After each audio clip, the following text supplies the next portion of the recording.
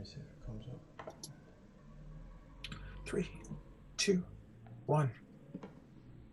Okay, everybody. Welcome to the deadline day version of the Daily Gooner pod.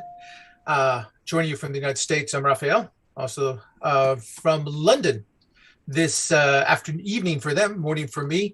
My cohorts, Sam. Welcome, Sam. Hello, mate. Hope everything's well. Well, I think we're all hoping for better news. We have some news to discuss, and of course, Ryan. Welcome, Ryan. Hello, sir. Hope you're well. I am well. All right. Thanks to all of you who are watching us live. Just to kind of give you a preview, we'll go through all the news of the day, and there already is significant news for the day. We're hoping for more. We'll be having several guests. So in approximately 5 minutes, James Bench from CBS will be joining us to tell us what he knows of this very turbulent end to a turbulent deadline window. Let's begin with a rundown of what we know. There is a significant incoming to Arsenal Football Club today. Takahiro Tomiyasu, let me pronounce that correctly, a right back from Bologna in Serie A is coming to Arsenal. This is contingent on the departure of Hector Bellerin, the longtime right back for Arsenal Football Club. Sam, let's bring you in. Let's start off with this. We have a lot of time to discuss the new guy, but let's give due to the old guy. Sadly, it didn't work out in the end for Hector Bellerin. He had such a promising start with his club, but injuries and a devastating concussion really seemed to derail his career. Never really came back from that. No, and as we know with some ACL injuries, it's, well, as you two know, suffering them, yes, is that it can completely destroy any resemblance in your knee if it's not, I don't want to say nurtured properly, but it's just hard to overcome. And as we all know with Bellerin, his pace was his key attribute, and obviously if that's going to be stripped away from him a bit, that takes a lot away from his game. Sadly, it's with the decline of Arsenal, it's been made ever prominent of how much his pace bailed him out defensively. Yeah, and it was that recovery pace. So we all remember all those long run track backs from his runs forward. But Ryan, also that horrible concussion he suffered against Chelsea probably had as much to do with costing him his confidence as his knee injury did. Yeah, and I think he was probably scared going up for headers and that kind of thing, just aerial contact after that. And I think it showed when teams targeted him at the back post most of the time. But I'm happy he's getting the move that he wants. It's to his boyhood club, and it's a club that both his parents support, so I'm happy for him. Yeah, and he carried the banner. I mean, he was more than willing, Sam, to be the face, one of the faces of the club, and did that proudly. So this is a bittersweet day, at least with respect to Hector Bellerin. Yeah. Obviously, we all thought we had a real gem, and we did for a certain amount of time. It's just a case of just hasn't worked out due to injury.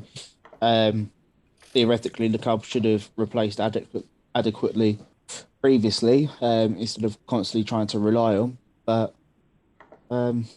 here we are, poor planning, and we have a lot of time to discuss that prominent topic for today, those of you who are following us along with us. But again, we began saying Hector Bellerin is now a member of Real Betis. He has moved on, and that created a space in the roster, long-awaited opening, and Arsenal acted quickly, something they haven't really done this window, but they acted quickly, and they brought in Takahiro Tomiyasu. stumbling over his name, but I'm going to get a lot of chances today to practice that. Tomiyasu, right back from Bologna. Ryan, what can you tell all our viewers out there about this young man? He's 22 years old, so he fits the profile of getting in young, promising players with futures. Start with that. Yeah, he's a very defensive fullback, but that's not to say he can't go forward as well. He's pretty decent going the other way.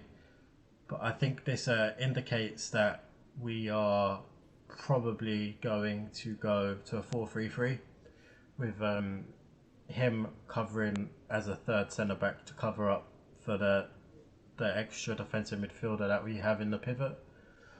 He's very strong aerially. He doesn't get beat often 1v1. How many times do we say, Cedric get beaten easy, Chambers got beaten easy, Bellerin gets beaten easy? This guy doesn't. And I think that stood out for me when I looked at his stats. And that stood out for me the most. And Sam, I hate to pick at this scab. We haven't talked about the City match. I guess we have plenty of time today. We'll get to it. But just the latest adventure in this horrible three-game run, where it seemed that that's exactly what Ryan pointed out, was exactly what our opponents were doing. They were targeting Arsenal's right backs, and we're having a lot of success. City especially, they got a lot of joy going after Callum Chambers. Yeah, with Chambers, unfortunately, he is a good right back to a certain degree, but it's his pace that lets him down. Ultimately, he, as Ryan and I know, being there at pre-season for Chelsea, and watching him run backwards in person is diabolical, really. He's just so slow. He's just so slow. There's no two ways about it. But it's a much needed upgrade with the new guy coming in. So he has to go into right back straight away, does he not? I mean, this seems that we look at it on paper. Now they have 4 fast, young defensive players, right? And on that note, let's put that on pause, Sam, because our guest has arrived. We want to welcome from CBS, longtime friend of the pod. Welcome back, James Bench. Hi, thanks for having me. Sorry, a bit technical snafus there, but up and running now. It's we cover Arsenal. We're all familiar with technical snafus. That's been a dirty word around here. You could say there's been one. Okay, so we were just discussing the Tomiyasu acquisition, a much needed, hopefully the cap of a young, I was just talking about, if you look at it on paper, a very young back line where you have Tierney now, Gabriel, White, and we assume Tomiyasu, that's the back 4, all in there on the downside of 25. I think the oldest might be 24, and seemed very, very skilled. And as we saw it most recently with City, right back was just a bleeding wound in that back line. Yeah, something had to be done. And I think there was kind of going into the summer, there was an acknowledgement that the right back situation definitely needed to be addressed, but perhaps there might be a possibility to really hold fire. At the very least, it has been done last because every position above it was a slightly higher priority. They wanted to see what Callum Chambers could do. I think there was a view that, he might be good enough. If he's the 11th best starter, he might be good enough to just about see through. I think it became pretty clear early on that it wasn't going to work. I still don't really know what Callum Chambers does well. I don't mean that in a rude way. He's a good footballer, but I don't know what his USP is. Obviously, Cedric, it's a disaster of a contract and one they're now stuck with for another 3 years. Please correct me, 3 years. Yeah. And then Hector Bellerin they knew Hector Bellerin wanted out since early this year. And Maitland-Niles as well didn't want to stay if he wasn't playing regular football. So in the end, I think really, as you say, Raphael, the City game, the Chelsea game before, pretty much every game this season has really brought the right back issue to a head. I don't know. I've not seen a huge amount of Tomiyasu playing. I've done most of my research this summer, watching clips. So wouldn't profess myself to be an expert, but I think it seems pretty obvious he's much more defensive-minded, and that we'll see Arsenal kind of generally asking him in build-up to shuffle across to be that right-sided centre-back. You know, you'll see Saka drop deep on that flank, and he'll be tasked with progressing the ball himself a bit more. And, you know, Arsenal will play as they played forever, it seems, with that heavy left-sided build-up. He seems a really solid player. It seems a decent deal, and obviously Tottenham are interested as well, and they've been really keen for a right back. So there's clearly talent there, but I can't say whether he's going to set the world alight. All right. Well, let's see. We ask everybody that we come in contact with. I mean, this is the chatter now on Arsenal Twitter today, deadline day, still quite a bit of time left. Are you privy to, I don't know how to ask names, but a lot of people are wondering, is the club done? Is the club still pursuing another midfielder? You don't have time to go at this in length, but obviously with AFCON coming up, it seems that they're still short, even with retaining Xhaka and bringing Lokonga in, they're still short in the midfield, or will be once the calendar turns to 2022. They do seem light. I don't know that anything though will happen today. I've certainly not had any indication it will. I don't want to entirely rule it out, but I wouldn't be getting my hopes up. Certainly, it looks like that Aouar trail has gone pretty cold. Of others, I think maybe it would also depend on Mohamed El Neni leaving. Now, what I was told is there's sort of nothing imminent on that front, and we're speaking to people around there. There's no great movement, but it could all change. I believe the Turkish transfer window closes a little later, but even then, I think Arsenal would sort of be having to sell El Neni now and put it on the back burner and pick it up in January. I don't think it will happen. I don't want to say it definitely won't and then look like an idiot. But I think this may well be a case of making do and mending in that area. I mean, who knows? As we speak right now, Ainsley Maitland-Niles could be the fifth central midfielder, which would be bizarre and shocking and everything. But right now, there's not a bid in for him. And, my suspicion is that with Bellerin going, Tomiyasu will come even if Maitland-Niles doesn't. That's actually kind of runs a little contrary to what I've been told, but I just don't believe Arsenal would take that deal quite as far as they had if they weren't willing to put it through with only one of Bellerin and Maitland-Niles leaving. So I don't see the central midfielder coming between now and 11 o'clock. I live to be proved wrong on days like today, though. Okay, an organizational question. When you were last here with us, it was deadline day. Thomas Partey had been announced. There was a thunderbolt of excitement in the fan base. I think everybody was kind of down. Nothing was going to happen, and then they wake up and they tune in, and here comes Thomas Partey. A very different mood this week, certainly the last week, whereas so much anticipation, so much promise in this window, and now it seems here we are. Even with the new signing today, I think everybody feels let down by this. This gets us back to a question of the organization, and a question: what do they do once the window closes? KSE is an organization that puts people in charge of their clubs and then leaves them alone. And when they get the names right, with say the Rams or the Colorado Avalanche, they do very well. But it seems they've really missed and missed twice here in that model with Arsenal. Yes, I know there's been sort of speculation around Edu's future. Right now, from what I'm hearing, there's no sort of indication that anything will happen imminently, not least because although there's no plan to sack Mikel Arteta at all right now, that's not what Arsenal are planning to do.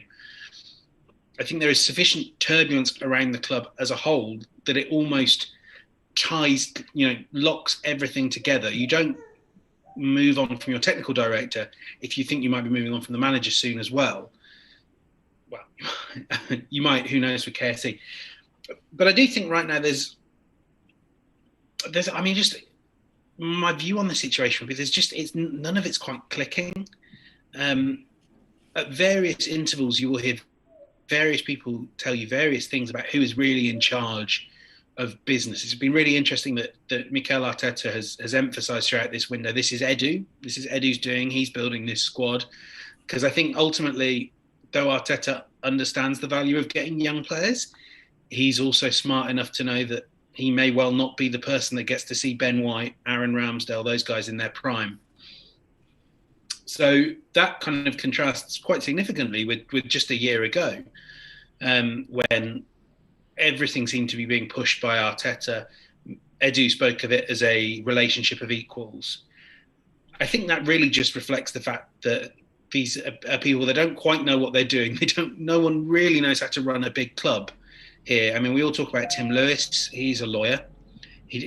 Same with Edu, same with Arteta. And I think that's why things seem really confused and they don't quite make sense, because the Cronkies have left rookies to learn on the job. I don't particularly think anyone that's learning on the job generally has a great appetite to recruit someone who knows exactly what they're doing to help them out, because no one really wants to admit they don't know what they're doing. But you just look from afar and it does feel like they're missing an experienced hand somewhere at the tiller. Now, Richard Garlick, they hope will improve that. But obviously, so many of these plans have been in place since before Garlick arrived.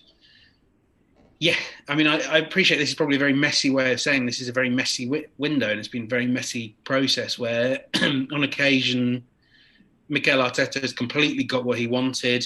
Arsenal put off the search for any attacking midfielder until they knew what was happening with Martin Odegaard, for instance.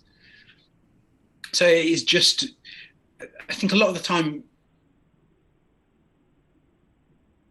people covering Arsenal get grief for the messaging being confused, but no one sort of seems to put, and the club gets grief for being confusing, but no one seems to put two and two together and go, often the reason you're getting mixed messages out of Arsenal journalists is because we're getting mixed messages out of the club, which is so true on things like Maitland. You can see that with Maitland-Niles today. Look at what's happening. They won't sell him, but they won't let him train with the first team. The mind boggles. This didn't used to happen to Arsenal. No one wants to hark back to the days of Arsene Wenger's decline, but at least then they kind of knew how to manage people. Sorry, the very dour assessment of everything there, but I don't think people really know how to do the jobs they're doing. Gentlemen? For me, James, I just want to touch on Maitland-Niles and this whole training away situation. Is this very much a permanent next week, 2 weeks, until the transfer window closes? I can't tell you when it will end. I can only sort of confirm that it's happened. I mean, obviously, the reason I can't say is we don't know if he'll be here at 11 o'clock tonight. I would go back to the Guendouzi example, because obviously this isn't the first time Arteta's banished someone to go and train with the kids. Based on what happened with Guendouzi, there will be opportunities for Maitland-Niles to make amends.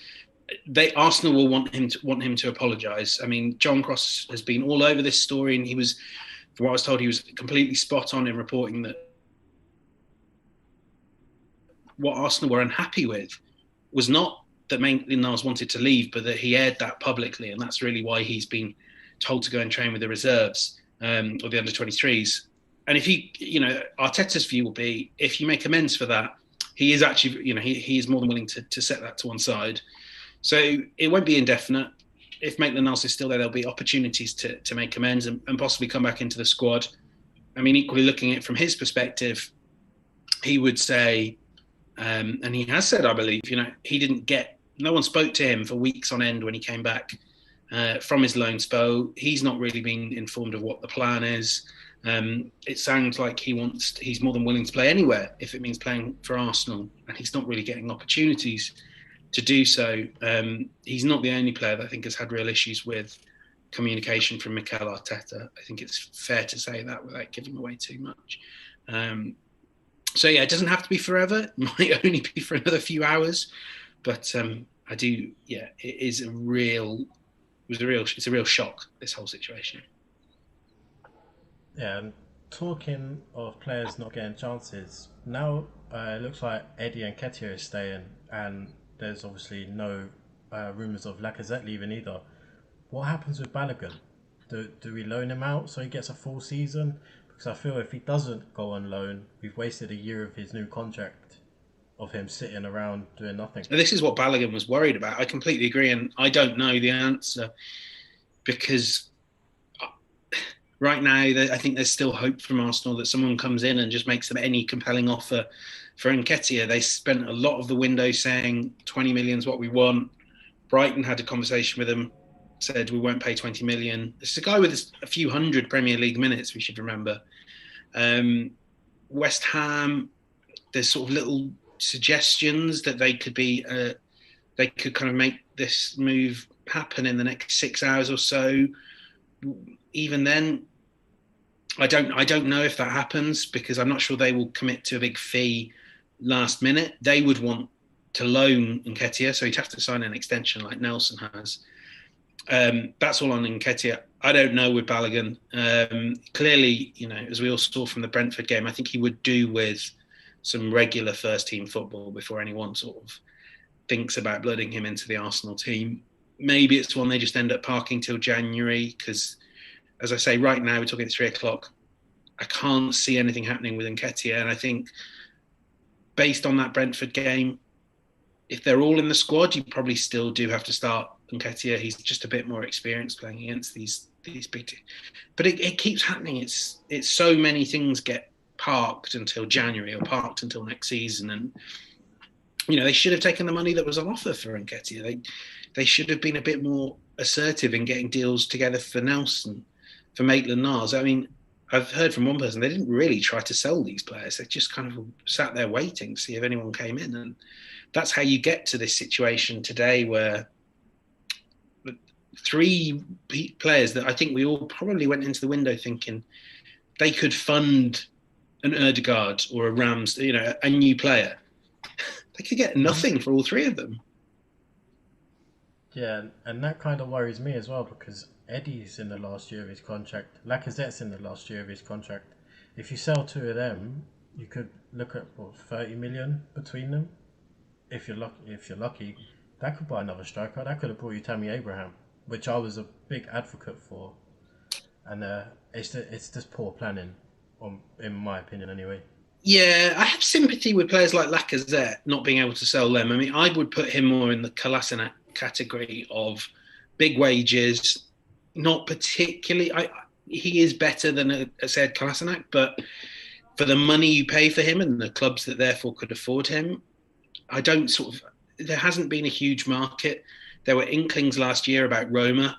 From what I'm aware, they never actually submitted any sort of bid. But yeah, I think the really disappointing part from Edu's perspective is that they could, sell 4 academy products on low wages, English, ticking every single box that Premier League clubs look for when they're recruiting, and the only one they might get decent money for is Joe Willock. And I think that is when you talk about someone not doing their job well. He can't do anything about your high-earning veterans except pay them to go away. But he's not getting good deals for good assets, which is really not good enough.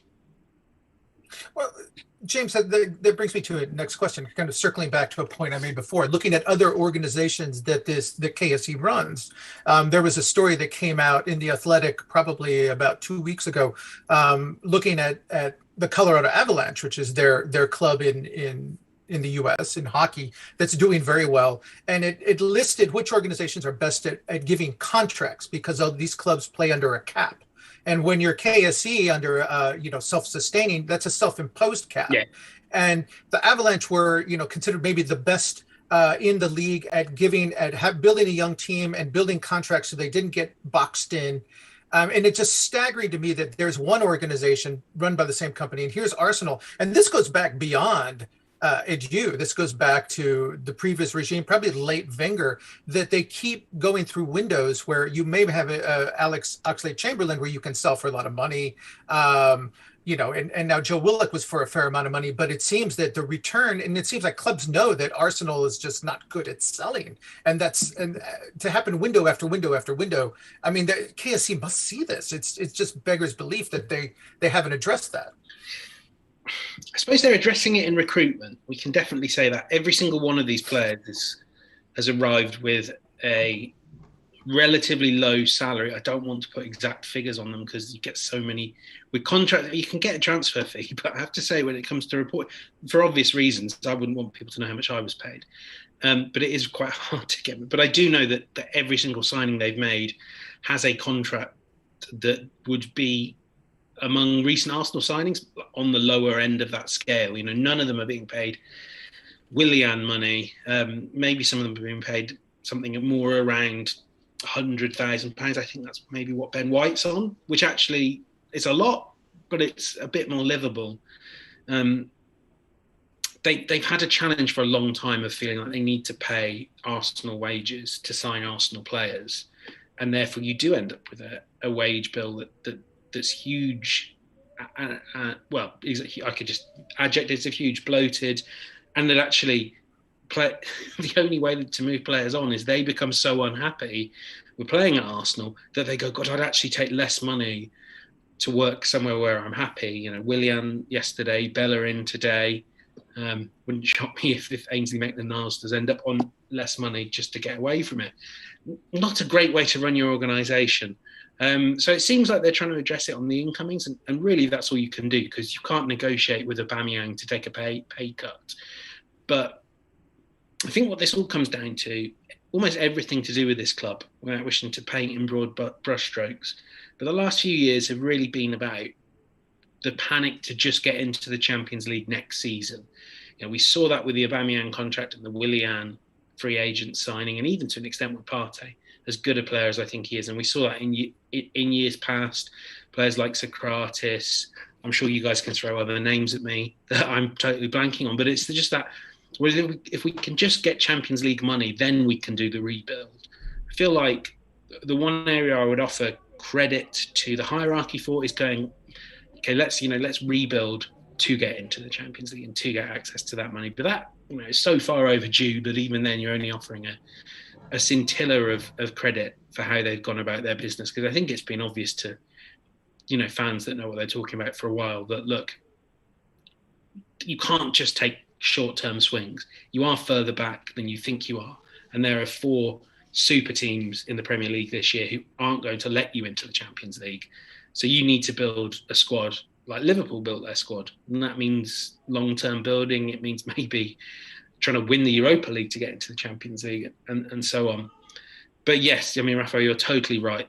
The contractual situation got so out of hand, and we're seeing it all, you know, this year and probably into next is where it's all going to come to a head. But it does ease. Lacazette's deal comes off next year, Kolasinac's as well. Getting rid of Willian, and let's be clear, he hasn't walked out for nothing. He has lost money, you know, that he could have earned from hanging around. But doing all those things, it helps. But it's not solved everything. It will get better, but not quickly enough. Ideally, you know, it's going to be a horrible wage bill this season as well. But signs of progress, at least. So there's been a few rumours of Turkish clubs coming in for Mohamed El-Neni. Yeah.